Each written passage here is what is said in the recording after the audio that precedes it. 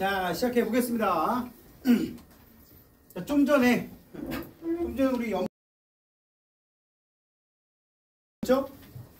해수 1kg 속에 녹아있는 염료의 총량을 염분이라고 보통 얘기를 합니다. 그지? 그런데 기준은 있어야겠지. 그래서 이 총량을 그램수로 나타냈기 때문에 보통 이런 식으로 얘기합니다. 이 뭔 뜻이에요? 해수 1kg 중에 염류가 몇 그램 들었냐. 그럼 염류가 뭔지가 또 중요하죠. 그지? 염류라는 거 그냥 이거 얘기하면 돼. NaCl, MgCl2, 또 뭐 NaSO4, MgSO4, Na2SO4가 되겠다. 이런 것들을 우리는 염류라고 얘기를 합니다. 뭐라고 한다고? 염류. 이런 것들을 다 더하면, 이거 외에도 있겠지. 이것들을 다 더하면 총합이 대략 한 35g 정도 되더란 얘기지. 해수 1kg 기준으로 한다면. 자, 그래서 1kg당 몇 그램. 그래서 그거를 우리는 실용염분단이라 그래가지고 Practical Salinity Unit 그래가지고 PSU라고 보통 얘기를 한다고요.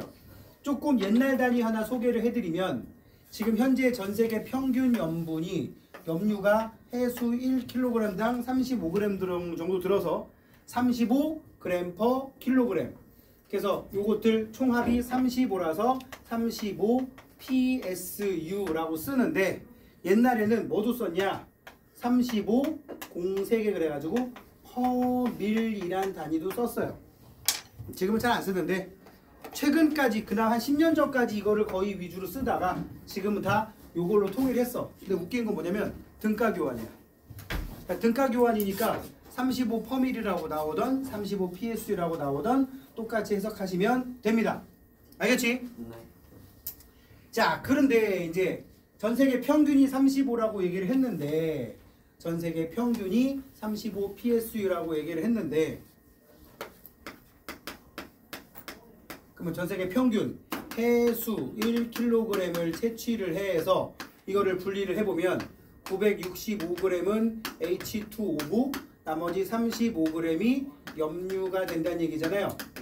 그치? 저게 평균이란 얘기야. 그럼 전 세계가 바닷물이 다 저러냐?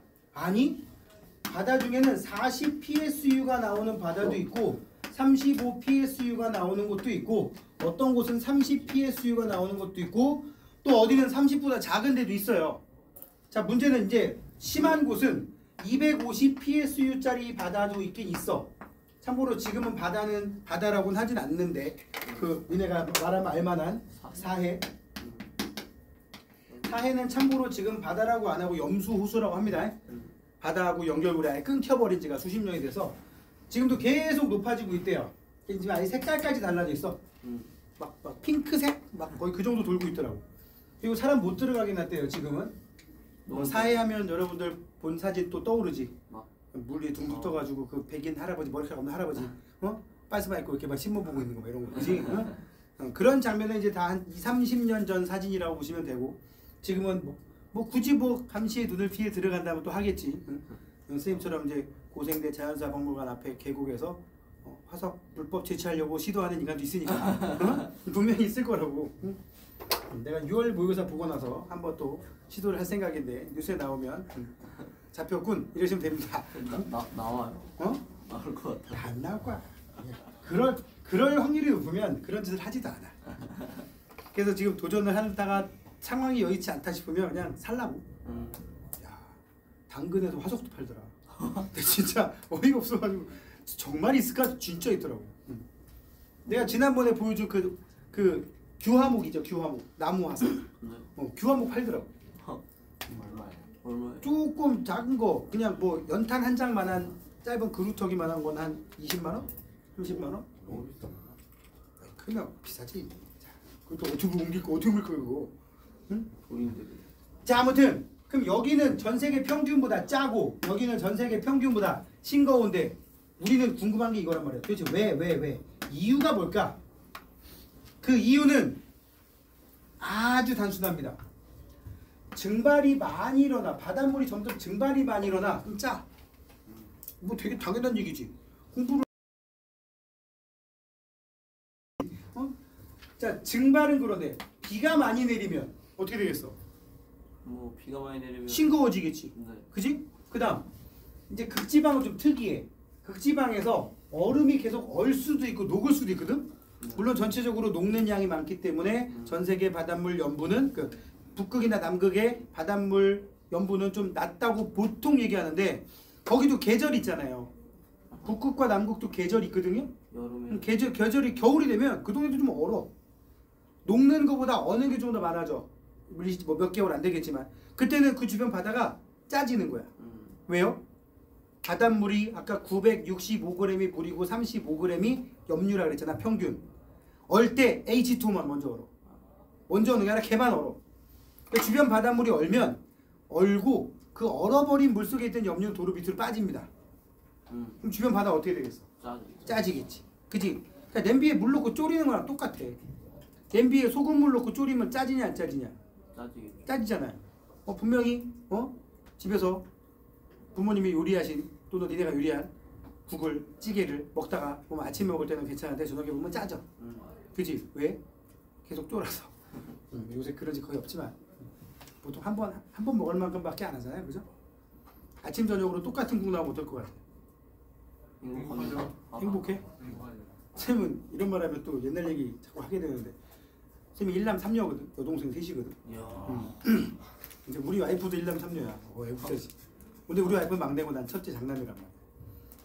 근데 부모님이 일하셨으니까 엄마가 요리를 잘하심에도 불구하고 물론 식당을 했다가 한 2번에 떨어먹으시긴 했지만 식당을 한 2번 떨어먹긴 했지만 슬픈 얘기인데 이제 와서 웃을 수 있는 거지. 자, 아무튼 그랬는데 밖에 나가서 일하시니까 방학 때 이제 우리 네 남매가 다 집에 있으면 삼시세끼를 거의 다 해결하고 해야 되잖아. 그러니까는 뭘 하면 엄청나게 많이 해놓으십니다. 카레를 들통에다. 들통 뭔지 알아? 거의 양동이 수준의 그 냄비. 사골 끓이는 그 이만한 손잡이 이렇게 하고 있지.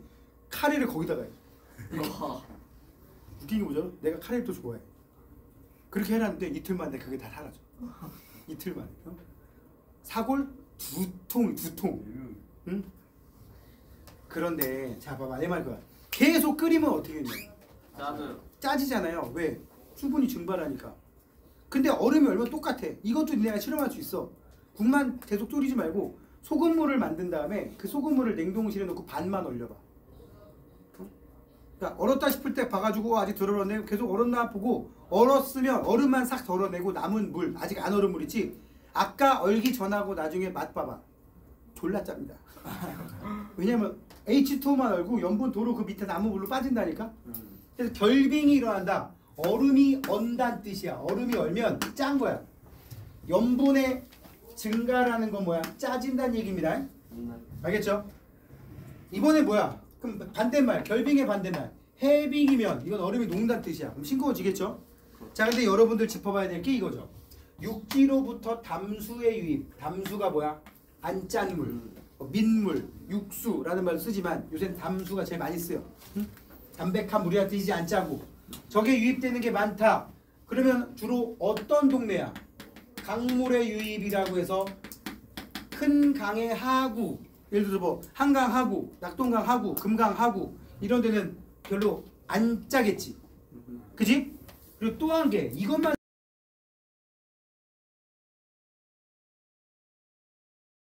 가까운 바다. 굳이 강이 없어도 이 육지에 가까운 바다는 싱거운 편이야.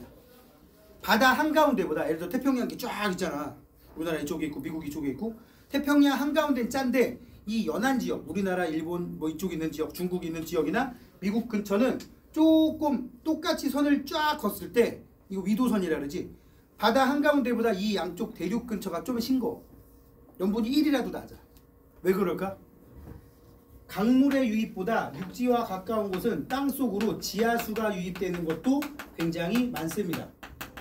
참고로 지구상에서 담수가 차지하는 비율이 3%가 채 안 되거든. 지구상의 물의 수증기를 제외하면 97.2%인가가 바닷물이야. 그럼 바닷물 아닌 게 2.8%밖에 없지. 그 중에 2.1%가 빙하야. 응? 극지방의 빙하 또는 고산지대 빙하란 말이야. 응? 그러면은 빙하 빼고 나면 0.7%밖에 안 남지. 그 중에 0.6이 좀 넘는 양이 지하수야. 강물이나 호수의 물은 0.1도 안 돼. 그러니까 강물의 유입이 나타나는 곳도 싱겁긴 하겠지만 육지 쪽에 가까운 곳도, 그러니까 이게 강은 아닌데 이 밑에 바다는 있을 거 아니야. 강하구는 아닌데 육지와 접한 곳에 바다 있을 거 아니야. 이 땅 속으로 은근히 스며들어서 나가는 물도 많다는 거예요. 그래서 요거까지 여러분들 생각하시라고 얘기를 해보고 있고, 요 얘기는 선생님들이 잘 안 해. 응? 중위도는 이번에 위도에 따르냐. 이거 위도는 무슨 뜻이에요? 전 지구적으로 해석을 해보면 이란 뜻이에요. 그러면 전 지구적으로 봤을 때 원래 비가 많이 오는 동네도 있고 비가 적게 오는 동네도 있지. 네. 그거 하려면 대기대순환이라는 걸 해야 돼. 무슨 순환? 대기대순환. 대기대순환. 내가 한번 보여줬나? 안 보여줬지 아직. 자, 대기대순환을 여기다 선생님이 수딱 그릴 테니까 어차피 좀 이따 또 할 건데 선생님 지금 대기대순환을 약식으로 그려볼게. 지구가 이렇게 있으면 네. 막 이렇게 막 지구가 이렇게 있으면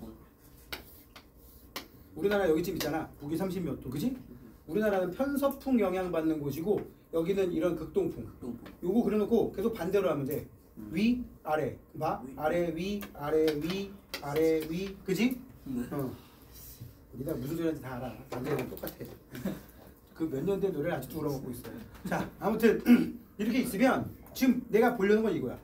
요 동네는 전체적으로 바람이 요 동네로 불어 들어옵니다. 그죠? 그죠. 고기압이야, 저기압이야? 대체로? 저기압이죠. 그렇지, 저기압이야, L. 그죠? 반면에 요 동네는 어때요? 바람이 불어 나가잖아요. 그죠? 고기압이. 불어 나가니까 그렇지, 고기압이야. 그럼 여기도 저기압이야. 그죠? 여기도 고기압이야. 그러면 여기서 또 뭘 끄집어낼 수 있냐? 저기압인 동네는 대체로 상승기류가 강해요. 저기압인 동네는 상승기류가 강해요. 그러니까 60도 노스, 적도 이런 데는 상승기류가 강한데 30도 극지방 이쪽은 하강기류가 강합니다. 하강기류가 강하면 구름이 잘 생겨 안 생겨? 안 생기죠. 잘 안 생겨서 비가 잘 안 와. 요 동네 비 잘 안 와. 아예 안 오는 건 아니지만 잘 안 와. 요 동네는 비 많이 와. 맞아요. 비 많이 와. 여기는 비 절로 안 와. 극지방 일단 빼고 얘기할게요. 적도 근처랑 30도 근처랑 어디가 더 비가 더 많이 와? 적도. 적도 쪽이 더 많이 와. 그래서 적도 신고. 단순하게 기온만 보면 적도가 제일 더우니까 증발량 많을 것 같잖아. 근데 강수량은 전 세계 평균의 3배 정도 돼. 참고로 전 세계 평균 연평균 강수량이 950 정도 되거든요. 1년에 내리는 비가 95cm 다 합치면 950mm 정도라고 보통 얘기를 하는데 적도는 거의 2,500에서 3,000 정도 돼요. 많은 곳은 3,000까지 돼요. 우리나라도 30도 좀 위쪽이긴 하지만 지형적인 영향 또 계절적인 영향, 계절풍 기후에 들어있어서 반도 국가라서 좀 그런 게 있어요. 비가 많이 오는 편이에요. 연 강수량만 보면 우리나라가 1200에서 1300 정도 내리니까 이 정도면 적은 양은 아니야. 그런데 문제는 여름에 졸라 몰아내린다는 거지. 그렇지? 올겨울에 눈 좀 많이 오는 편이죠. 아까 선생님 여기 아까 선생님 지금 차가 카센터에 들어가죠. 퍼져가지고 시골 사니까 차가 개판이 된다.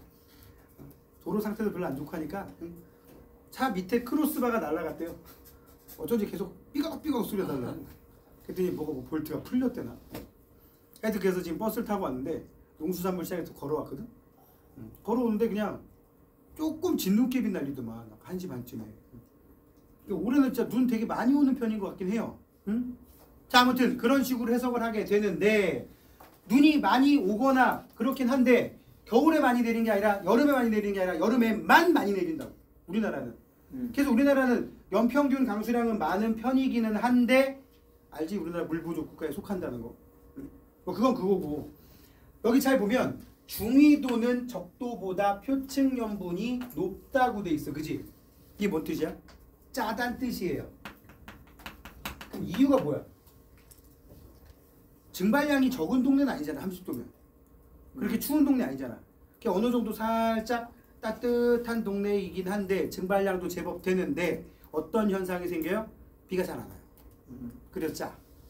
알겠지? 반면에 위도가 이런 이 적도 같은 경우는 어떻다? 비가 많이 온다. 증발량도 제법 되는데 강수량은 너무 많으니까. 그래서 중위도하고 저위도 중에서 중위도 쪽이 염분이 더 높게 나온다고요. 전 지구적으로 보면.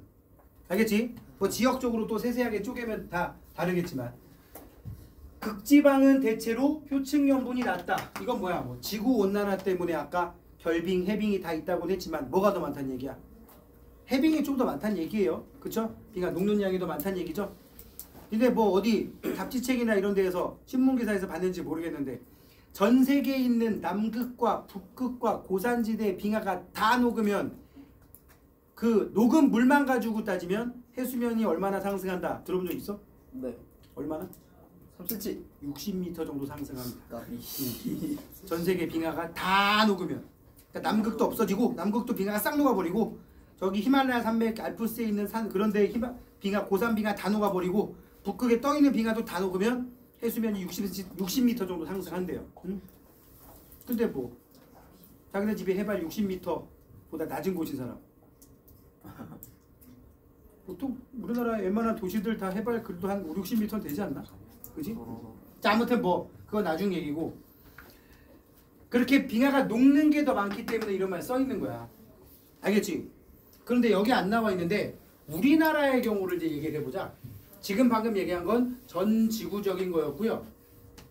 그래서 고위도, 중위도, 저위도 얘기를 해버리면 어디가 염분이 높다? 여기가 염분이 높다. 여기는 염분이 낮다. 여기도 염분이 낮은 편. 근데 일반적으로 이 염분 얘기는 위도와 관련 있는 거는 60도 노스, 60도 사우스 이상 가버리면 약간 변수가 많아. 변수가 많아가지고 문제 보고 판단해야 돼요. 근데 이 두 개는 되게 잘 나온단 말이야. 왜 이런 결과가 생긴다고요? 염분이 높은 이유? 증발량이 강수량보다 많아서. 이게 제일 중요한 거야. 뭐가 많아서? 증발량이 강수량보다 많아서. 여기는 증발량보다 강수량이 훨씬 더 많아서. 이 두 개만 보시면 됩니다. 알았습니까? 이게 제일 중요한 거고 그 다음의 요인이 뭐냐 그러면 아까 말한 결빙과 해빙 생각하면 되고 그 다음 육지에서 물이 유입되는가 이거 생각하면 돼요. 예를 들면 강물 중에서 우리나라 주변에서 제일 큰 강이 뭐야? 우리나라 주변 다른 나라까지 치면 황하 뭐 이런 거 장난 아니지? 네. 그래서 여름에 중국도 장마가 있단 말이야. 중국도 장마가 있어가지고 여름에 중국에 비가 내려서 황하에서 육지물이 엄청 유입되면 황하 하구에 염분이 30m로 떨어집니다. 막 27까지 떨어진대요. 그래서 물고기들이 죽어나간대. 알지 니네? 바다물고기랑 육지물고기는 알잖아. 그 체액 삼투압이 다르기 때문에 응? 바다물고기 입장에서 볼 때 밖에 물이 내가 원래 돌아다니는 동네를 다니고 있는데 주변에 염분이 27까지 막 떨어지면 얘들 막 빠져나가는 거야 수분이. 하여튼 그럴 수도 있대요. 그런 것들 생각하시는데 이제 우리나라에다가 비교를 해봅시다. 우리나라 이건 이제 전 세계적으로 저위도, 중위도, 고위도에 대한 얘기인데 의외로 우리나라 잘 모릅니다. 우리나라 이렇게 있어. 응? 제주도까지 있고 여기 냅두고 응. 여름하고 겨울 중에 언제가 더 짜게요? 뭐 예를 들어서 여기 어떤 바다 여기 비금칠했어. 여름하고 겨울 중에 언제가 짤까요? 겨울이 짭니다. 왜요? 증발량이 강수량보다 많아서. 응? 여름에는 강수량이 너무 많아서 싱거워. 응? 참고로 우리나라 주변 바다는 전 세계 평균보다 조금 낮기는 한데 여름이 무조건 염분이 낮아요. 오케이? 그럼 이번에 두 가지. 동해하고 서해 중에 어디가 더 염분이 낮게? 서해. 이유는? 물이 조금밖에 없어서. 조금밖에 없으면 짜? 싱거워? 뭐 바닷물이 적으니까. 바닷물이 적으면 감수 싱거워? 영향을 많이 받지 않을까요? 1kg에 35 있고 2kg에 70 있으면 똑같은 건데? 감수의 유입이 서쪽이 더 많죠. 그렇죠. 이유는? 우리나라 지형이 그래, 저게 정답이야. 우리나라는 거대한 큰 산맥이 동쪽에 치우쳐 있어서 이걸 이제 경동지형이라 그러죠. 경동지형이라서 대부분의 강들이 서쪽으로 흘러가요. 한번 대봐, 니네 아는 강 대봐. 우리나라 강 중에 낙동강, 낙동강. 대만 남해로 가요. 한강, 한강. 또 서해로 가는. 서해로 가죠. 또 뭐예 여러 가지. 아는 게 없지 이제. 안양천. 대만강, 어? 안양천도 저기 목동 쪽 지나서 한강하고 만나 서해로 빠집니다. 두만강. 두만강 동해로 빠집니다. 아, 유일하게 우리가 아는 것 중에. 그러네요. 아까 낙동강 낙동강 남해로 빠지지. 저 위에 잠깐만. 압록강 서해로 빠지죠. 저기 두만강. 정은이네 동네에 있는 대동강도 서해로 빠지죠. 왜 위에 이렇게 물줄기가 많지? 역사책에서 많이 배워서 그래. 밑에도 많아. 아 그래요? 뭐 금강, 영산강 뭐 많아요. 그런 거. 뭐 삽교천 많이 있어요. 대부분 서해로 빠집니다. 응? 그지? 자, 니네가 아는 강 중에 동해로 빠지는 거 지금 북한에 두만강 하나 나왔어. 대박 또. 낙동강은 남해로 빠지고 압록강 압록강 서해로 빠진다 얘기했잖아. 서해로 빠지죠. 신우주 쪽으로 빠지잖아. 신우주 쪽으로. 동해로 빠지는 강 아는 거 중에 제일 유명한 뭐 거기 없는 건 아니야. 니네 강릉이나 속초 가보면 동해로 빠지는 개천 있어 없어. 근데 그 이름은 모르잖아. 그래서 그지? 유명한 거. 양양의 남대천. 별로 안 유명한 것 같아요. 아니 남대천은 그 뭐 연어 돌아온다 그래서 유명해. 연어 축제 이런 거 하느라 유명하고. 울산의 태화강. 요 정도? 근데 참고로 태화강은 가본 사람은 아는데 안양천보다 조금 더 큽니다. 한강 얼마네요? 겁나 크죠? 겁나 크죠? 황하는 그거보다 한 10배 정도 커요. 네? 저 강건너가 수평선 끝에 겨우 보일랑만 하는데 강건너 하구에 가면. 근데 유속 우리나라에 빠르지 하나가 않아요? 있어요. 응? 아니 얘가 우리나라에 중국 쪽에. 걔도 황해로 빠지니까. 근데 유속이 되게 빠르잖아요. 어디가? 어. 상류가 빠르지 하류는 안 빨라요. 하루는 천천히가. 자, 거기까지 우리가 들어놓고요. 결국에는 동해하고 서해 중에 어디가 더 싱겁냐 그러면 서해가 더 싱거워요 무조건. 여름하고 겨울 중에는 어디가 더 싱거워요? 여름이 싱거워요. 아시겠죠? 그 정도 알고 계시라고 지금 얘기를 하는 겁니다. 연분 얘기 하는 김에. 왜 더 서해가 늘 싱겁다고? 그 우리나라 생김새가 그렇다고. 왜 여름하고 겨울 중에 여름이 싱겁다고? 정말요. 여름에 비가 많이 와서 싱겁다고요. 선생님 여름에 더워서 짜야 되는 거 아니에요? 짜긴 짤 요인이 있지. 더우니까 짜긴 짜질 텐데 비는 그거보다 두세 배 더 많이 와서 결국에는 비가 많이 와서 염분이 낮아진 효과가 더 크다고. 알겠지? 이건 대한민국에 살아본 사람들은 당연히 알아야 되는데 당연하지가 않더라고. 자, 이번에는 밀도로 갑시다. 아까도 얘기했지만 해수의 밀도도 뭐분의 뭐라 그랬어? 부피분의 질량이라고 얘기를 했습니다. 그죠? 응? 밀도는 부피분의 질량. 그럼 해수의 경우 부피에 영향을 주는 요인이 뭐고 질량에 영향을 주는 요인이 뭐냐. 요거 판단하면 되는데 우리 밀도가 커지는 요인을 한번 생각해 봅시다. 커지려는 요인 뭐 있을까요? 질량이 커지거나 부피가 작아지거나. 그러면 우리 지금 앞에서 해수의 온도, 수온과 염분에 대한 얘기를 했는데 이 두 개의 요소 중에서 이 질량 변화시킬 만한 요인 좀 있나? 염분. 오케이. 질량이 커지려면 염분이 커지면 됩니다. 예를 들면 여기 봐봐. 상황 설정. 여기 100ml의 물이 있어. 100ml. 100ml가 물 100g인 거 알죠? 네. 물은 밀도 1이니까 100ml의 물에 즉 100g의 물에 소금을 10g 넣었어. 그럼 질량 몇 g 돼? 110. 110g 되지. 부피 어떻게 될 것 같아? 얼마 안 되나요? 거의 티가 안 납니다. 만약에 소금을 10g 더 넣었어. 120g이지. 부피 어떻게 될 것 같아? 얼마 차이가 안 나요? 한 101ml 이렇게 돼요. 질량은 넣는 족족 다 넣는데 부피는 별로 안 늘어. 따라서 짜면 짤수록 밀도가 커지는 효과가 나온다고. 부피는 큰 변화가 없는데 질량만 커지는. 반면에 해수의 온도 아까 얘기했지. 수온이 높으면 해수도 부피가 팽창합니다. 그죠? 부피가 팽창음으로 인해서 무슨 일이 생겨요? 밀도가 작아지겠지. 반대로 수온이 낮아지면 질량은 그대로인데 부피가 작아지면서 밀도가 커지는 효과가 나오는 거라고. 알겠지? 자, 꼭 기억하세요. 해수의 부피에 영향을 주는 건 수온, 질량에 영향을 주는 건 염분. 그래서 해수의 밀도가 크려면 어떻게 하면 된다? 수온은 낮고 염분은 높으면 된다. 알겠지? 네. 저기 봐. 수온이 낮을수록 염분이 높을수록 요 세 번째 건 옵션이야. 뭐 수압이 높으면 부피가 줄어들겠죠. 부피가 줄어들면 밀도 커지겠죠.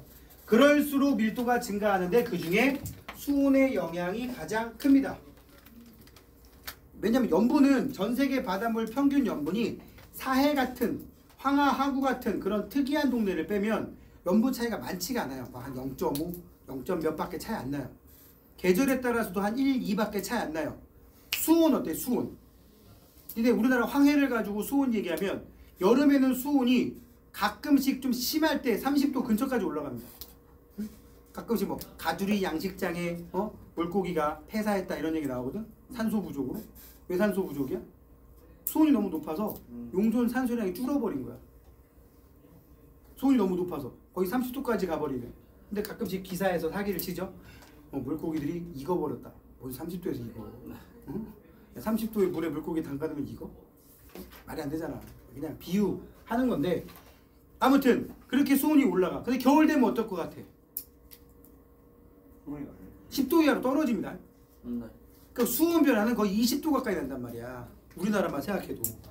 근데 염분은 우리나라 1년 동안의 염분 변화 따지면 서해가 염분 변화가 좀 심한 편이긴 한데 한 31에서부터 한 34 사이 정도밖에 안 된다고. 그래서 염분보다는 수온의 영향이 훨씬 크다. 그 다음에 밀도는 수심이 깊어질수록 증가한다. 아니 아까 누구 말대로 밀도가 크니까 저 밑에 있겠지. 그죠? 밑에 있는데 밀도가 작아지면 어떻게 되겠어? 떠오르겠죠. 그죠? 그러니까 무조건 밑에 있으니까 깊어질수록 밀도는 증가하는 거고 이거는 이제 위도에 따라. 그래서 이 수온과 염분 가지고 다 따져본다면 수온의 영향이 제일 크다 그랬으니까 수온이 낮아야 밀도가 크다며. 그럼 적도 근처가 그나마 수온이 제일 높은 지역이니까 밀도 제일 작고, 그지? 남미, 북이 요 부근에서 가장 밀도가 큰 편이라고요. 이 지역이 염분도 높고 수온도 낮아. 염분은 왜 높을까? 결빙이 일어날 수도 있으니까. 그지? 또 수온은 낮겠지. 고緯도니까. 극지방은 오히려 살짝 변수가 많습니다. 해빙일 때, 결빙일 때. 또 알다시피 얼음이 많이 부피를 차지하면 조금 변수가 많아지죠. 얼면 부피 변화 또 이상이잖아. 근데 물 4도씨일 때가 밀도 제일 큰 거 알죠? 3도, 2도, 1도로 가면 오히려 밀도가 살짝 작아집니다. 부피가 커지면서. 그 정도는 알고 있겠다 싶어서 얘기하겠고, 그 다음에 이제 용존기체로 가볼게요. 용존기체는 두 개만 알면 돼. 의미, 용해돼서 물속에 존재하는 기체. 다양하게 있겠지만 우린 그 중에 O2하고 CO2만 판단을 합니다. 대기 중에 제일 많은 질소도 있긴 하겠지만 요것만 본다면 O2는 표층에 많고 심층으로 갈수록 줄어들어요. 그러다가 아주 심층에 가면 증가하는 양상을 보입니다. 일단 써놓고 볼게. 반면에 CO2는 어떠냐? 표층에 적고 심층으로 갈수록 증가. 자, 이유는 뭘까요? 이유. 산소가 표층에 많은 이유는, 수심 얕은 곳에 많은 이유는 정말 단순해. 일단 파도가 막 치고 막 물결이 일면서 공기 중하고 잘 섞일 거 아니야.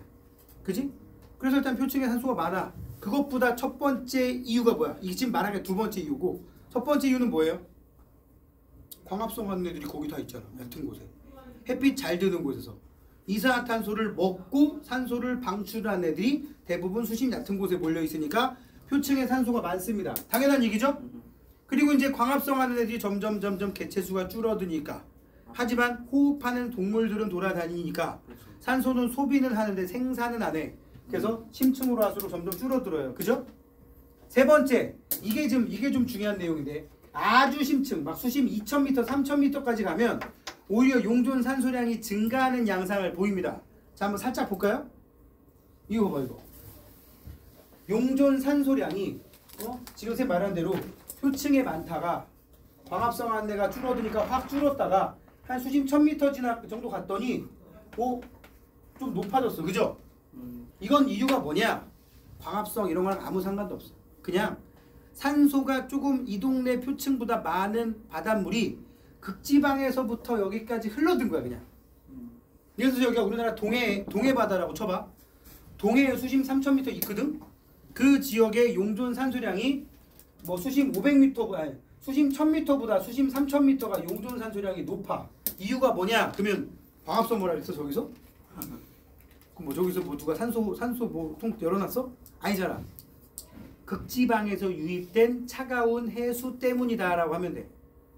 극지방은 원래 그냥 자체가 차가워서 거의 영하 수준이잖아. 용존 산소량이 많은데 이게 무거워서 밑으로 가라앉아. 그리고 어떻게 하느냐? 전 지구를 돌아다녀 바닥에서. 이걸 심층수라 그래. 뭐라고 한다고?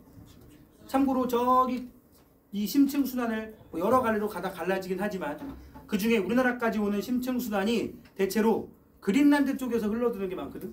그린란드에서 저기 대서양을 완전 가로지른 다음에 아프리카를 지나서 인도양으로 갔다가 태평양으로 일부 왔다가 태평양으로 온 녀석 중에 일부가 우리나라까지 흘러드는데 1500년 걸린답니다. 졸라 느리거든. 걔네들이 보통 초속 0.5m 수준도 안 된단 말이야. 심층 속도가. 그렇게 유입된 거라고. 그러니까 예를 들면 지금 속초 해수욕장 조금 밑에 외웅치 해변이라는 곳이 있어. 속초 대포항 알아? 대포항? 몰라요? 그치 여행 가면 그냥 잠만 자니까. 속초 딱 진입할 때 이제 설악산 위로 올라가다 이제 대포항이라고 있는데 대포항 고개 넘어가면 속초 시내 나오기 전에 외웅치항이라고 있는데 거기가 우리나라에서 심층수 공장이 아직도 좀 남아있는 곳이야. 심층수 퍼올려서 염분 제거한 다음에 식수로 파는. 이게 한 15년 전에 잠깐 유행했어요. 그 편의점에 깔렸어. 해양 심층수. 깔렸었어. 물 맛이 좀 달라요. 내가 먹어봤는데 그냥 똑같아. 그냥 가격이 좀 비싸. 뭐야? 그래서 망했어. 뭐 에비앙이랑 똑같은 건지. 근데 그 또 심층수는 안 좋은 것 중에 하나가 이게 중요해. 안 좋은 것 중에 하나가 그 니네 생수에도 보면 거기 막 미네랄 함량 써 있지. 보통 거기 있는 것보다 미네랄 함량이 한 10배 정도 많아요.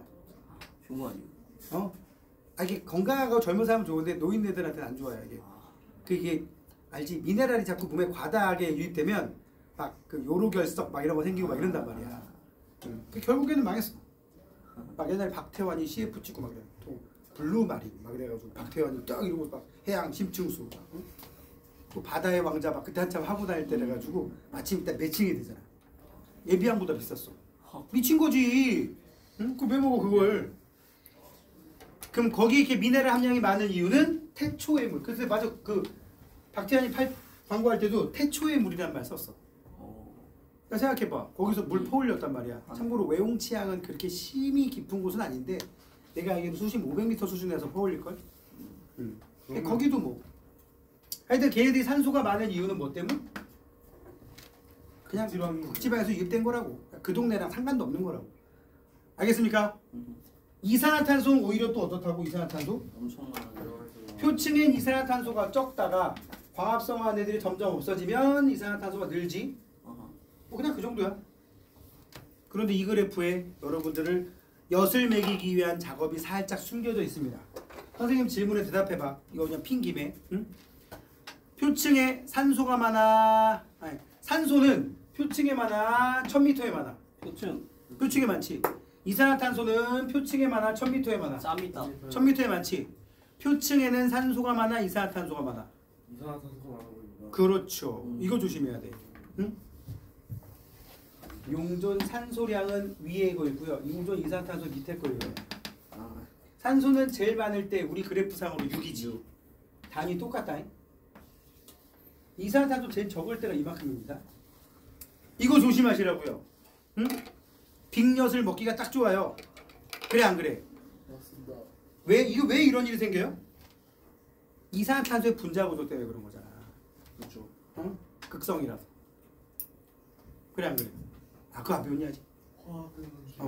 그냥 이산화탄소가 물에 녹은 거는 그냥 이산화탄소 자체가 물에 더 많이 녹아. 훨씬 산소보다 훨씬 많이 녹아.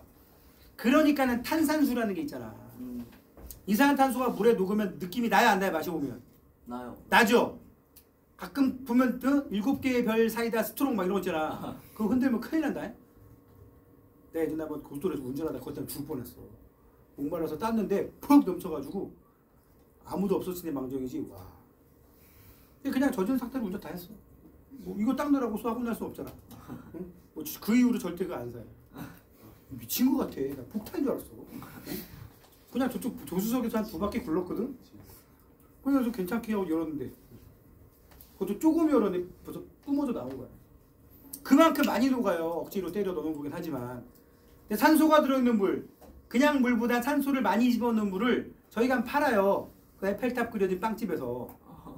그 요만한 캡슐처럼 생긴 물병 있잖아. 거기 그거 내가 알기로 O2라고 써있지 않냐? 응? 그거 먹으면 막 산소가 많이 드는 게 알겠어? 그냥 맹물이잖아. 산소는 원래 용해도가 그렇게 낮아. 이산화탄소와 비교하면. 그거 연상시키면 되는 거니까 꼭 기억하시기 바라고요. 다시 수온이 낮을수록 많이 녹는 편입니다. 왜요? 수온이 낮을수록 기체는 무조건 많이 녹아요. 물속에. 그지? 뭐 사이다 생각해도 되고 뭐 여러분 즐겨 마시는 거 생각해도 되고요. 그지? 어? 시원하게 해놔야 오래 가잖아요. 쏘는 맛이. 그지? 아 그래요? 사이다 얘기한 거야. 왜 그래? 콜라. 잘 몰랐어. 사람 이상한 사람들이야.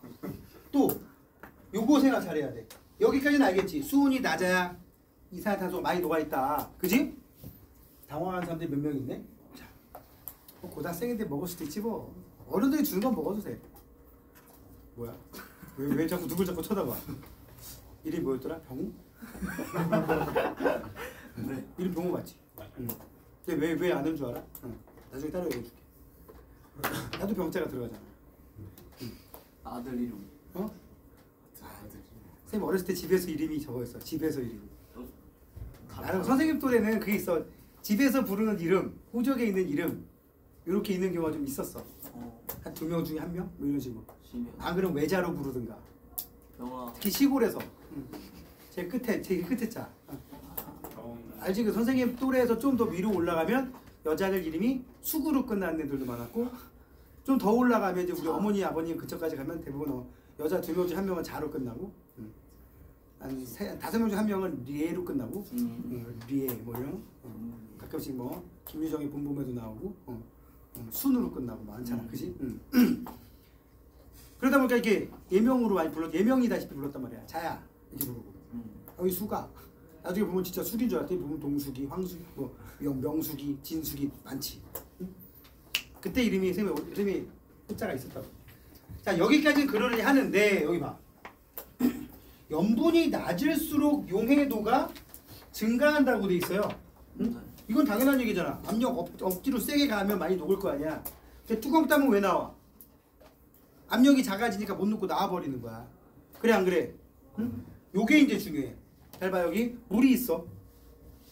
물이 있는데 산소나 이산화탄소도 물에 녹는 애들인 거고 소금 성분도 녹는 애잖아. 얘네들이 최대로 녹을 수 있는 총량은 정해진 거야. 근데 만약에 여기 염분이 높아가지고 염화나트륨, 염화마그네슘이 많이 녹아있으면 산소가 이산화탄소가 녹을 공간이 없어요. 별로 없지. 그래서 염분이 낮아서 만약에 소금기가 적게 들어있으면 그 빈자리를 기체들이 채우는 거라고. 그러니까 이거는 조건이야. 만약에 여기 수온이 똑같은 물이 있다. 똑같이 25도의 물이 있는데 근처에 얘는 염분이 30, 얘는 염분이 35. 그럼 어디가 용존 기체가 많겠냐? 그러면 염분 낮은 쪽이 많다고. 이해가요? 그러니까 요런 미세한 차이로 문제가 맞고 틀리고 결정된다고. 여기까지는 뻔하잖아. 처음 먹어봤어? 그래 안 그래? 응? 땀에는 바로 콸콸콸 나오잖아. 그지? 컵에 따르면 막 넘치려고 그러고. 그래 안 그래? 콜라 얘기하는 거라. 그래서 왜 이래 도대체? 응? 근데 이거 같은 경우 생각하기 쉽지가 않단 말이야. 왜 염분이 낮으면 용존 기체가 많다고요? 소금이 덜 녹은 자리를 기체가 채운다. 그렇죠. 그럼 염분이 높아서 기체가 들어갈 공간이 별로 없으면 용존 기체는 적다고요. 알겠지? 자 밑에 얘기는 아까 선생님이 얘기한 내용입니다. 표층에 산소가 많은 이유는 광합성 하단에 또는 대기로부터 공급. 이산화탄소는 원래 물에 잘 녹아서 많은 양이 용해가 되지만 표층에는 좀 적다. 그렇다고 산소보다 적은 건 아니고 요거만 조심하시면 됩니다. 자, 좀 전에 왼쪽에 있던 이 용존 산소량과 이산화탄소량 해석을 했고요. 자 이제 여기 오른쪽에 TS도 한번 보도록 합시다. 수온과 염분을 밀도와 함께 그래프에 나타낸 거. 여기 지금 그래프 X축에 염분이라고 써있죠? 그지? 그래프 Y축에 수온이라고 써있죠? 그지? 이렇게 되어 있는데 그래프 안에 밀도도 또 있어. 지금 이 그래프를 통해서 우리가 세 가지 정보를 알 수 있는 거야. 수온이, 염분이, 밀도가. 그러니까 예를 들면 이런 거지. 염분이 34 PSU다. 수온이 15도다. 여기 좀 딱 찍어. 그지? 그러면 1.025다. 밀도가. 왜 밀도가 다 1이 넘어? 꿀보다는 커야 위에 있는. 왜? 소금, 염분. 때문에. 네. 지구과학 원에서는 이 정도만 하면 됩니다. 응? 근데 이제 우리가 과학 공부하는 입장에서 볼 때 H2O는 분자량이 몇이야? 샘. 약 18 정도 되죠. 까비. 아, 예. 그지? 근데 NaCl 뭐 분자량이라면 안 되지만 MgCl2 이런 애들 화학식량 구하면 몇 나와? 얘보다 훨씬 크지? 35.5. NA 혼자만 해도 몇이야? 40몇? 그치? 이거 NA 혼자만 해도 11번이니까 아, 벌써 23이지. 여기 벌써 혼자 23이지. 얘 35.5가 되지. 그럼 벌써 48? 응? 맞아. 산수가 아니야. 58? 58이 넘어간단 말이야, 화학식량이. 얘도 어떻게 돼? 얘가 24에다가 35.5짜리 두 개니까 71이면 거의 95잖아, 95. 무슨 말인지 못 아는 사람들 미안해요. 그냥 얘네들이 물 분자보다 무겁다고. 그러니까 이 무거운 애가 조금이라도 섞이면 전투력 18짜리 녀석들만 잔뜩 있는데 거기에 몇 놈이지만 전투력이 막 50, 90짜리가 섞이면 전체 전투력의 평균값은 증가하겠지. 뭐 그냥 하시면 됩니다. 응?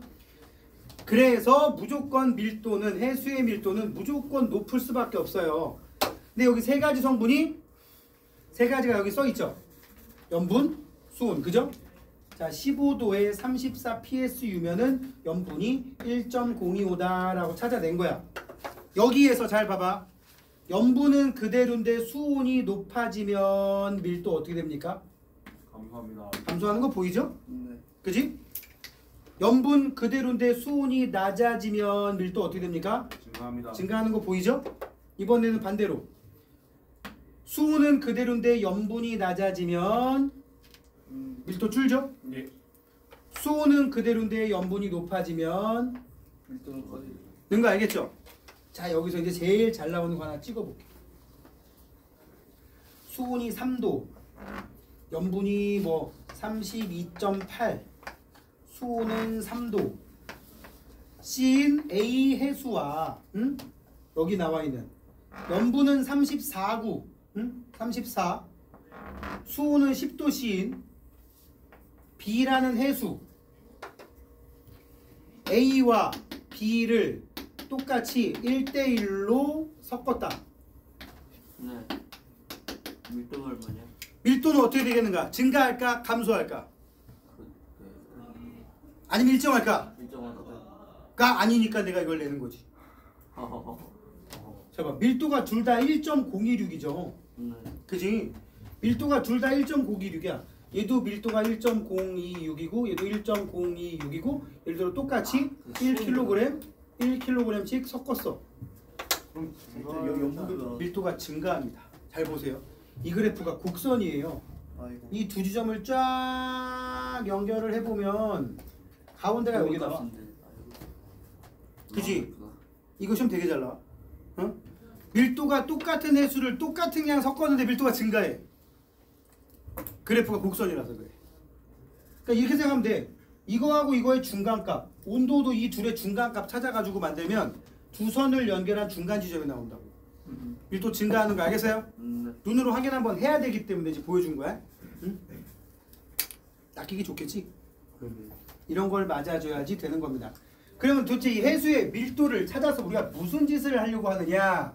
그래프에 나타낸 거를 TS도, Temperature Salinity도 다이어그램이라고 하는데 해수의 수직 안정도를 파악하거나, 그러니까 예를 들어서 여기 수심 500m짜리 해수가 있는데 100m, 200m, 300m, 400m 봤더니 밑으로 갈수록 밀도가 확실히 증가해. TS도를 보니까.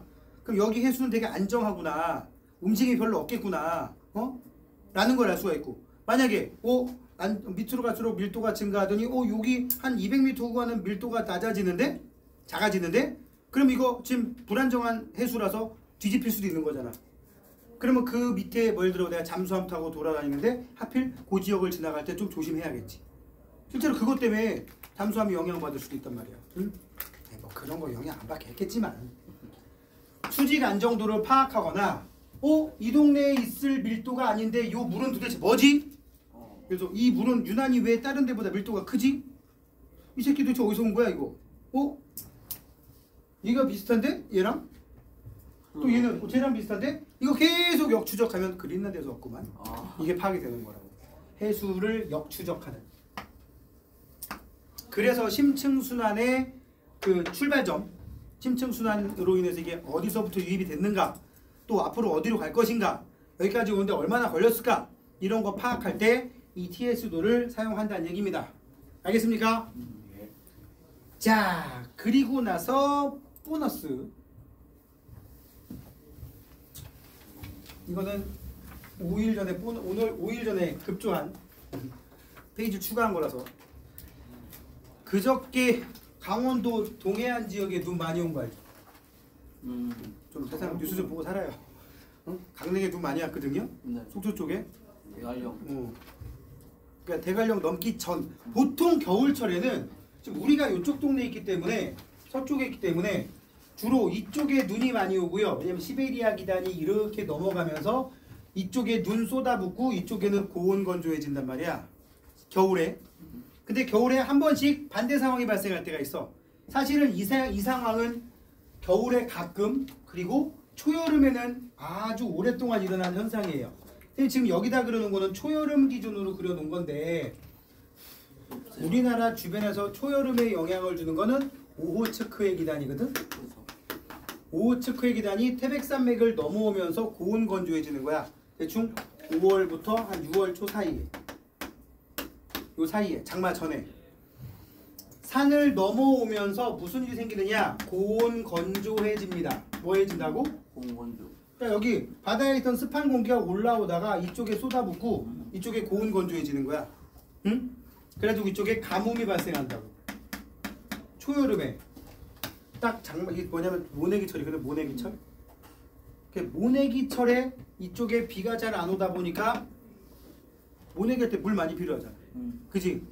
그래서 니네 역사책에 보면 이거 한국사랑 연결될 수도 있는데 한국사에서 그런 얘기 나와요. 모내기법이 이양법이라고 부르잖아. 그지? 이양법이 내가 알기로 영정조 시대인가 우리나라에 들어왔거든. 원래 그게 동남아에서 농경하는 스타일이야. 물이 많은 동네니까. 비 많은 동네잖아요. 그죠? 열대 우림기후라서. 근데 그 이양법을 쓰게 되면 흔히 말하는 벼 생산량이 적게는 3배, 많게는 한 5배 이상 뛴대요. 문제는 물이 많아요. 그러니까 문제는 이거잖아. 백성들 입장에서 볼 땐 나라에다 세금을 한가마를 내기로 했거든. 우리 돈에서. 근데 원래 이 돈에서는 벼가 1년에 한 2가마밖에 안 나와. 그럼 1년 생산량의 반을 세금으로 내야 되잖아. 근데 모내기해서 만약에 대박나서 한 5배 터지면 세금으로 한 가마 보내고 우리 4가마로 풍족하게 살 수가 있지. 그지? 그러니까 농민들은 이제 복불복인 거야. 어차피 이래 뒤지나 저래 뒤지나. 나라에서 못하게 한 거 알지, 이 양법. 그게 왜 그래? 그러면 좋은데 그래가지고 나중에 내년에는 세금을 2가마 얻으면 좋은데 이게 망할 수가 있단 말이지. 이러면. 그래가지고 나라에서 금지시킨 거야. 그러니까 모내기철, 날씨가 더워지는 철과 이 물이 많은 철이 겹치지 않는단 말이야. 안 겹치면 바로. 그렇지. 응. 그럼 그전에는 그냥 뿌렸대요. 나도 본 적 없는데 그냥 벽지를 밭에다 뿌렸대. 그 벼가 자라는 거야. 근데 이렇게 해서 논 만들어 놓고 키우면 엄청 잘 자라는 거. 하여튼 그 때문인데 이게 지금 겨울에 나타나게 되면 무슨 일이 생겨? 원래 이 동네가 눈 많이 오고 이 동네 눈 잘 안 오는 게 겨울철 날씨 특징인데 가끔씩 그 반대 효과가 나타난다고. 무슨 효과? 반대 효과. 그래서 엊그저께 이 강릉 쪽에 눈 15cm, 20cm 내리고 여기는 기온이 높았다고. 내가 이거는 그저께도 봤는데 차이 많이 안 나요. 겨울에는. 여기. 엊그저께 선생님 대치동 수업할 때 낮에 영하 1.몇 도 아니다. 영하 1.5도인가 그랬는데 강릉이 0.5도라고 써 있었어. 아니 강릉이 아니라 반대. 여기가 0.5도라고 써 있고 강릉이 영하 1.5도라고 돼 있더라고. 넘어오면서 기온이 올라간 거야. 많이는 아니지만 보통 겨울에는 반대가 된다고. 자, 팬현상까지 얘기 한번 해봤고 이걸 팬현상, 무슨 현상? 팬현상 또는 높새바람, 북동풍이라고 합니다. 자, 뒤에 문제는 여러분들에게 맡겨 놓겠고요. 다시 말하지만 문제는 이제 나중에 질문 게시판 통해서 받을 테니까 그 문제 이어서 하고 잠시 후에 그 뒤에 기후변화 쪽 가도록 하겠습니다.